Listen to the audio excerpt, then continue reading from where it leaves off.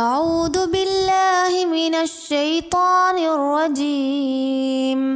சபிக்கப்பட்ட ஷைத்தானை விட்டு அல்லாஹ்விடம் நான் பாதுகாப்பு தேடுகின்றேன்.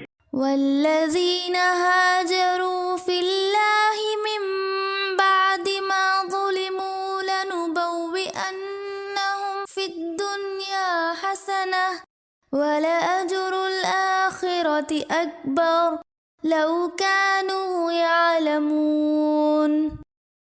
எவர்கள் கொடுமைக்கு ஆளான பிறகு அல்லாஹுவுக்காக ஹிஜ்ரத் செய்தார்களோ அவர்களுக்கு நாம் இவ்வுலகிலேயே நல்ல வசிப்பிடத்தை வழங்குவோம். மேலும் மறுமையின் கூலியோ அதைவிட மிகவும் மகத்தானதாகும். الذين صبروا وعلى ربهم يتوكلون. கொடுமைக்கு ஆளான அந்த மக்கள் பொறுமையை கைக்கொண்டு தம் அதிபதியை முழுமையாக சார்ந்திருக்கின்றார்கள். அவர்கள் எத்தகைய நல்ல முடிவு தங்களுக்கு காத்திருக்கின்றது என்பதை அறிந்திட வேண்டுமே.